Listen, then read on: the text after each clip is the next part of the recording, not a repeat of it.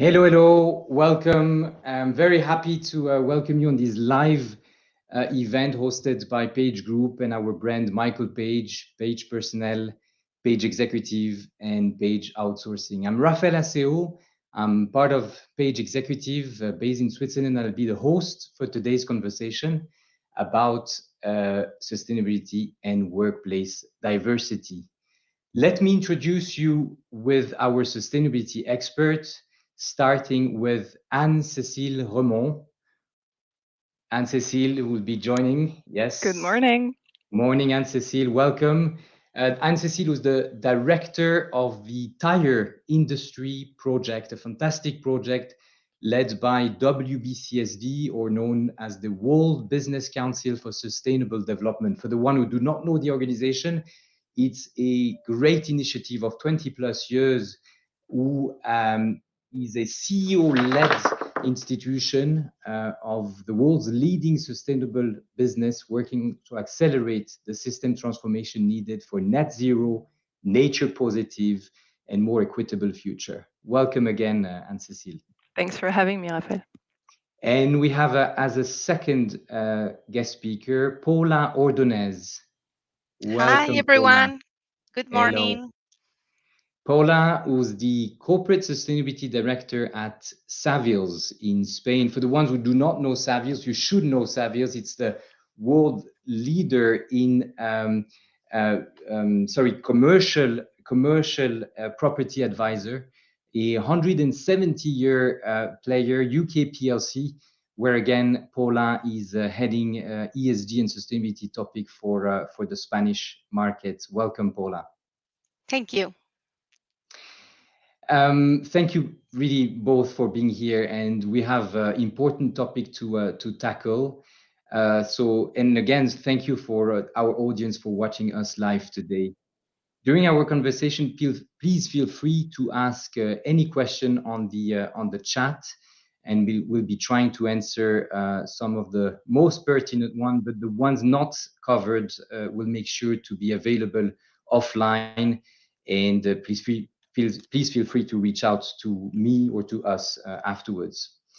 So let's get started. Here at Page, we have conducted a study, surveyed almost 5,000 people all across Europe.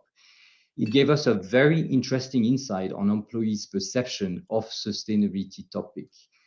First, let's talk about the most important insights from our study, and an important one, that is discrimination. And I think I just pause there just to flag that we are covering important topics that are discrimination and sustainability, and we're not going to be solving any of these subjects today over this 20 minutes conversation. However, it is for us very important to raise the responsibility we have and the opportunity to raise awareness, which may contribute in taking some future action in your respective companies or as an employee, and certainly raise better consciousness at the leadership level.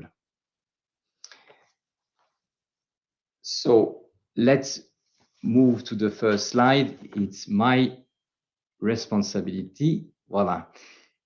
First slide reveals importantly that 51% of workers say they've been facing for the past 12 months discrimination in the workplace. That's an important number, which we will see in the second slide, a little bit of, and the third slide, a little bit of a distinction of what kind of discrimination. Age comes out first as the most reported reason in the workplace discrimination. Quite often of the activity I do as a recruiter, gender comes quite often first, but it's interesting that this survey reveals age as the first discrimination point, followed by gender, social background, 22%, culture and ethnicity, 13% for religion, spiritual beliefs, 10% on disability, and 9% as well important on sexual orientation.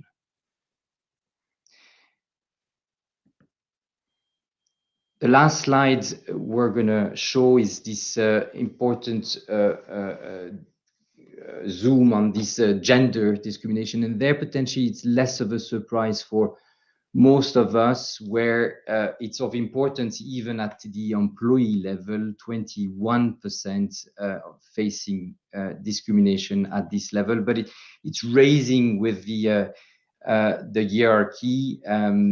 It is true, and specifically in Europe, that we all know there's still a problem of representation of female at the executive level and non-executive board seats.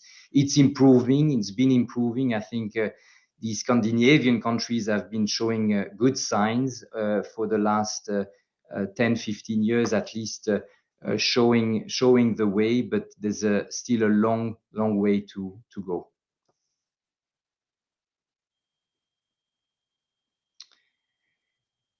Now, to highlight and to basically cover a bit of this question with our panelists, I'm gonna ask the first question to Anne-Cécile. Anne-Cécile, if you can basically share from your experience and perspective, if those results surprise you.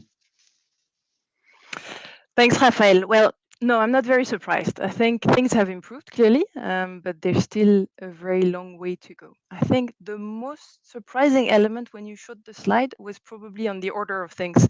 You mentioned that age was coming on top, and that was a bit of a surprise to me. But then I thought about it, and it's actually quite logical because it's something that the entire population is subject to, right? We're all aging, whether we want it or not. And the other traits or characteristic lower in the chart don't necessarily concern the entire population. And it's also something that is quite visible. So it's something you can't hide, right? Whether you're very young or you're a bit later in your career, everybody can see that, which is not necessarily the case for religion or ethnicity or sexual orientation, and people might choose to hide it. So yeah, no, I'm not very surprised on the state of the situation, but I think things have clearly improved. Thanks for sharing. And important to say that it concerns, when we say age, obviously from the youngsters, early starters in their career, as obviously senior candidates. Do you still see or sense a high level of discrimination in the workplace? Observing from your company or you as a professional. So again, I think things have improved significantly. I think the social movements of the last few years, like Me Too, like Black Lives Matters, like Time's Up, which is really focused on the workplace, have contributed to building a culture of more speaking up, which is great. From where I stand, you mentioned it's a member organization, so we see companies from all industries. We have about more than 200 member companies that are mostly multinationals. And clearly things have accelerated in the last years. So most international companies now have a diversity, equity, and inclusion program in place. And we've seen acceleration in the last 2 to 3 years. I think so there's clearly a positive trend, really learning from also the Anglo-Saxon world, but spreading globally. So now it's a global conversation, where probably in the past it was more perceived as a North America Anglo-Saxon issue. So the great thing is now it's really a global conversation. But I think the number really speak for themselves, right? There's 5% of CEOs are women. I think for boards is barely 25%. If you think of the pay gap, I think it's probably 77% for women compared to men peers. I think it's lower than that for Black Americans compared to their white peers. If you think of disability, the employment rate of disabled people is less than half of those without disability. So clearly the numbers still speak for themselves. So again, going back on your chart, age was top, but it doesn't mean that if you if you do the ratio with the concerned population, the lower categories actually face less discrimination. So if we think sexual orientation, I was reading the other day that in France, more than 50% of lesbian women faced aggression or discrimination in the workplace. And more than 2/3 are choosing actually not to disclose their sexual orientation. So Yeah. clearly prejudices are still there and very prevalent in the workforce globally and even in Europe. But it's very interesting that you're obviously pointing that obviously the topic of gender and age you cannot hide. So definitely they are definitely much more visible de facto, and it's about also speaking out. And that's why again these surveys are there for people to feel comfortable to share their own experience. But many thanks, Anne-Cécile, for jumping on the topic and sharing your experience. I'm having obviously the same question for you, but I inverted the question as I understood, isn't it? But basically, Paula, if you could share also on your side, what are basically the issue that you've been facing in companies, and what does your company put in place to prevent discrimination in the workplace? Mhm. Mm. Well, before jumping to that, I have to say that I was personally surprised with the results, especially showing that the age has overpassed gender, which really concerns me, especially in Europe, where we are a continent that we are getting older. No, we have less young people, and the population is getting older, and I think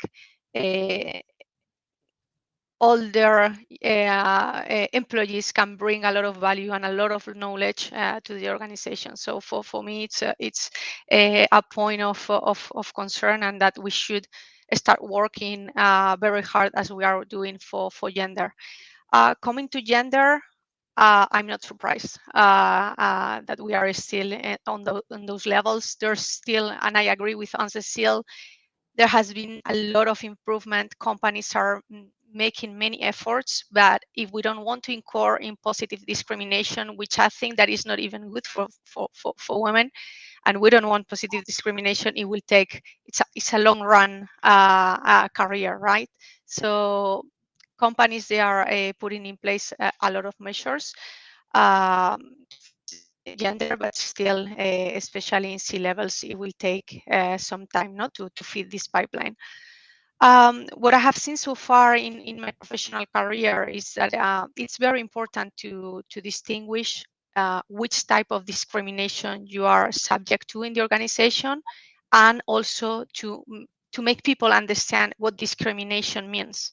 Uh, Sometimes people, they don't know that doing something, it's discriminating someone else, right? So it's important that we create this awareness, that we make sure that our employees understand what discrimination is, which type of discriminations, and it's very important that we set a clear message of zero tolerance of discrimination at board level, at C-level, and then that is cascaded down into the organization. Cultural changes are a must, right? What for me it's fundamental as well is that you have the top management involved. That's critical, and that you set up the proper due diligence process within an organization is what I'm saying. Uh, an organization that is a multinational company that is based in several countries, they may face risk of discriminations that are different from one country to another. So it's critical that we are able to assess which type of discrimination risk we are more about to suffer, and to put the due diligence, the proper due diligence program in place. But typicals are trainings, obviously, targeted trainings, especially, and that's very important, because you cannot train in the same way as C-level or people that are recruiting, that are an employee that never face a recruitment, right? So unconscious bias trainings as well are super relevant, because what I said before, maybe you are not even conscious that you are discriminating, but you have something in your head that persuades you to take a decision in one way or the other. And for me, it's super critical that we set a culture of trust, that in case a discriminatory case happens in the organization, employees feel free and they trust the systems that we have in place to put a claim or whatever, and that they see real actions taken after a discriminatory case happens. Because what I have seen so far is that you can set due diligence. Discrimination will happen always, sadly, but if the organization don't show that they are really taking measures and they are really hard on this type of issues, employees at the end, they don't feel that they can fix it, and that the company supports them in this regard, right? So that for me, it's very, very important. Excellent. I'm going to pause there, but just come back to one of your comments. You're working for an international company. You're covering the Spanish market, but you were mentioning that these international companies need also to be aware of the specificities of the countries they're operating, because again, these ranking and these discrimination matters may differ from one country to another. So the subtleties, again, the distinctions needs to be clearly standing out. Totally. And the perception of discrimination varies completely from one country to another. And I just wanted to add a comment here. And corporations need to be clear on what are the standards, whatever they are based. If we are based in Europe and we don't tolerate, I don't know, sexual orientation discrimination, it doesn't matter if we are in other countries that, are more common, this type of discriminations, right? So that's very important as well. Clear. Now, many thanks, Paula. We're gonna. It's quick, as you know. We're gonna move already to the second topic, which is the sustainability initiatives that are taken by companies. So let's see, what do employees think of it? As you can see on your screen, 66% of respondents to this, again, 5,000 answers that we got, basically say that the company sustainability commitment are important when applying for a job. So that's also improving there. On the following slide, so it takes second. I hope you can see the screen. We see that 37% of the respondents, workers, think that their company is at the right path, the right level, or sustainable enough, which I don't know what enough says, but it's interesting to say that most probably it seems that the engagement are there on a good path. 35% are neutral, potentially not aware, not concerned. That would be interesting also to dig. And 28% are unhappy, or eventually do not think that their employer are at the level yet. So it's a good close to 30% that are not necessarily thinking that they are basically serving an employer at the level. I'll be very interested to understand how important do you think it is for employee today, Anne-Cécile? Well, I think it's increasingly important, for sure. I think today it takes more than a paycheck and attractive benefits to motivate employees. And as you're showing, sustainability now is a key indicator for hiring, but also for retention, for employee well-being, and for employee motivation. And I would say, so we see it growing year by year, and I'd say it's growing with the generations as well. If you think of Generation X, which I'm part of, sustainability was not part of the curricula, right? When we were studying, it was barely on the agenda. So we're called more traditional employees. with motivated by more traditional drivers. So it's not uncommon to see people in this generation to have kind of a sustainability wake-up call at some point in their career, where they want to do something good for the world. Might be when they have children, might be when they are sent abroad, which was my case, for example. It might be when they get closer to retirement and they're thinking of their legacy. So it's not uncommon to see that, but it's not one of the main drivers of this generation. But if you think of the generation Y, for example, so the following one, it's becoming one of the key drivers, and this generation will make up 75% of the workforce in just a few years. So it's important. And if you think one generation after, so Generation Z, I think there was a study that said they will be the first generation to prioritize purpose over salary. So clearly it's becoming a key thing. Employees need to find purpose in what they do and in everything they do. Meaning is extremely important. So in a world where the war for talent is fierce, I think it's really a must for company to be able to demonstrate not only nice commitments, but really how sustainability is embedded into the daily work of employees to be able to keep them and to motivate them. What would be your advice, Anne-Cécile, on initiatives that companies could put in place where they can quickly improve? So, I mean, sustainability is mainstream now, especially with COVID and with realization. Things have really, really accelerated. So I'd say sustainability in mainstream, at least for big companies. So programs are in place, goals, roadmaps to achieve them. I think where the gap is now is to be able to, again, demonstrate to employees, but also to stakeholders that sustainability is actually embedded into the core business of the company. So it's not a side team that has a nice program that works with the site leaders to ensure that sustainability is progressing. It really needs to be embedded into the decisions of the company. So the investment decision, the purchasing decision, pretty much everything, the product itself. And that's really what employees from this new generation are challenging. Creating The a culture, management. basically, a culture of sustainability. Creating a culture and putting it really in the heart of the business itself.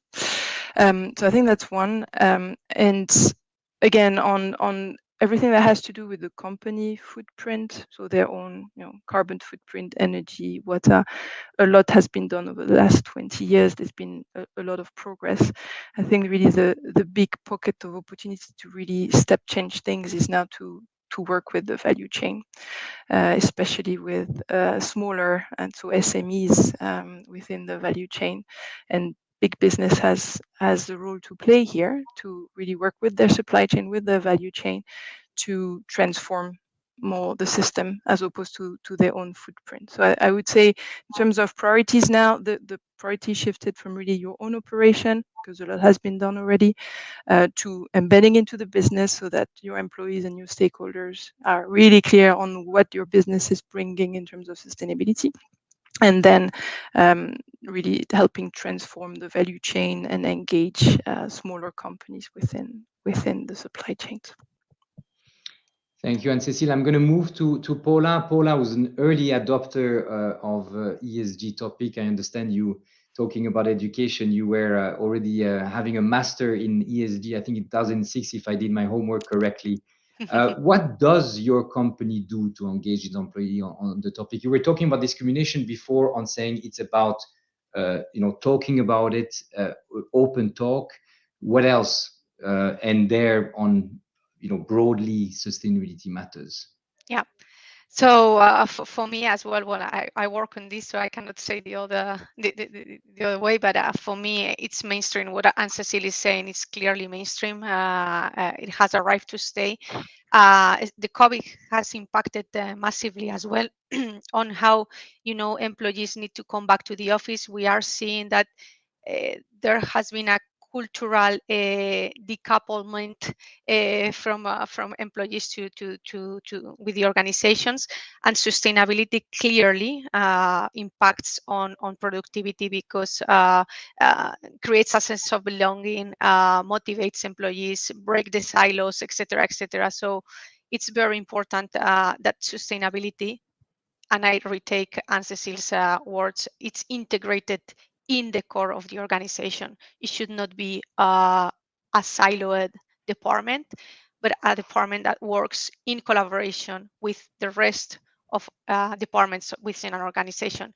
What we are doing in Savills is exactly that. I mean, it's critical that, similar to what we said in discrimination, with the discrimination issue, it's critical that the board of directors and the executive level of the organization are the ambassadors of this, and clearly sets the culture. No, but for me, it's even more important, and I take the word purpose. New generations, millennials, Generation Z, that will be more than 50% of what it's already more than 50% of the population. They really work for a company that inspires them, and that they do something else beyond bringing shareholder value, but this movement to a stakeholder value, and purpose is key. So define the purpose. We have defined our purpose as an organization, and then we have set an strategy that it's really based on the material aspects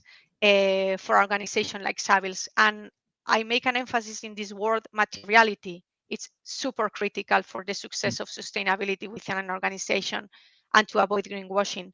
If we are really focusing in the subjects that really matter in the organization and that we can create a positive impact, is where we will see the return of sustainability as an investment and not as a cost. And for me, that is critical. But as I said before, and I want to emphasize, is super important that this is driven from top to down, and that this culture percolates or cascades into every single employee. Clear. Excellent. We're already 27 minutes from the start of this conversation, and I'd like to take some of the questions from our active audience. So I don't know if we're going to have our studio showing up some of these questions, but in case not, I'm going to pick some of them that I'm reading on the side. Here they are. So we have, let me read, Anif Rajibali from ACC Affiliate. Thanks for sharing your question, Anif. In response to putting measures in place to prevent discrimination, it is his opinion, my opinion, that putting measures and controls in place is not enough. There has been cultural shift. Measures and control are useless without cultural fit. Very interesting question. I don't know who of you would like to take this boiling one? Anne-Cécile, Paula? I would just echo and agree with what Hanif is saying. Need a top-down approach and a zero tolerance policy for sure. And everybody in the organization has to walk the talk. But I think in many organizations, less than half of the employees are even aware of the DE&I policy. So it's all about training. It's all about awareness raising and walking the talk. And cultural shift takes a long time, but has to be really pervasive in the organization. Otherwise, that doesn't work.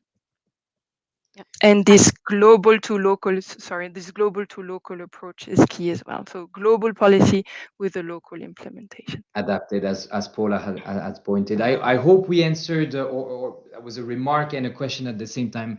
Thanks, Anif, again for your question. We'll move on to the next one. It's surprising that I don't see family status on the list. That's interesting. It is becoming increasingly visible these days. Many companies prefer to hire single people without children, so they don't have to pay for family health insurance or children's school fees.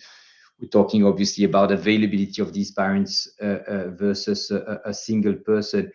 Very interesting question that shall basically be most probably hidden in other kind of discrimination factor. Paula? Yeah, no, it's a good point. I must say that I have never been in a company that pays the school fees or whatever. So that's, but and this is as well something that a company needs to think. It's normal that I do this, right? In Spain as well, their regulation is shifting in order to avoid this bias of women that get pregnant. They don't they will be out of the office for 4 months, so they are giving the same rights to the men, so there's no problem in that case, because it will be the same situation if you hire a man or a female. In that case, I think regulations are important and are playing as well a key role, and we didn't mention on how governments play a key role in all this. And it starts as a recruiter, it starts from the first conversation. I mean, when you send a CV, good question to say that as an achievement, would you say that you're a family person, parent or not? I think it's really also to adapt to your respective countries. But if these questions comes first, unless they are not intrusive and just knowing more about you as a person, you can obviously already flag that there's potentially a problem. So I think it's important from day one of a potential recruitment process as well.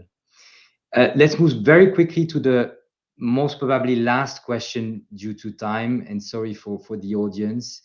Ali Takashi, if I pronounce correctly, can we talk a little bit about social background as discrimination?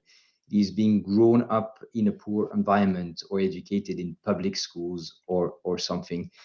I think you tackled partially, Anne-Cécile, this question. Maybe this is not the moment to debate on that, but that's very important to say that we're not equally having the same chance from day one, and some need to fight a little bit more. But as potential employer, we need to be the promoter and even potentially push the ones that have not had the same chances, or at least highlight that. But I don't know if you want to add a last word on that question. I agree. It's the whole system, right? There's a system that helps pertain some of the biases and some of the privileges that are there, and social background is one of them. In some countries more than others, but yeah, is one that awareness needs to be raised to be able to, for people to understand their own cultural biases, which sometimes are completely unconscious, and that's clearly one of them, I think. Yeah, that's why it's important that we are able to assess which type of discriminations we are more probable to face, in where you are. Excellent. We have to wrap things up, I'm afraid, and sorry for that. I knew in advance, and as you know, that these subjects are dense and of importance and will not be covering them to the level of expected, let's say, attention to the audience. But at least, again, I invite you really to go into these insights and exclusive content on sustainability that we publish. There was a question from the panel about the profile of the participant survey. I can guarantee that out of these 5,000 people, there was really a balance again of gender, age, as much as we can in order to make sure that these data have a certain relevancy. Thank you again, Anne-Cécile. Thank you, Paula, for your very kind and dense participation. We didn't have time, obviously, to answer all the questions, but again, we'll be very happy to follow up. You'll be having an access to a link specific to your country, and you'll be able to contact us through our website. Thank you again, and have a great day. Thanks, everyone. Thank you. Bye-bye. Thanks, Paula. Thanks, Anne-Cécile. Bye-bye.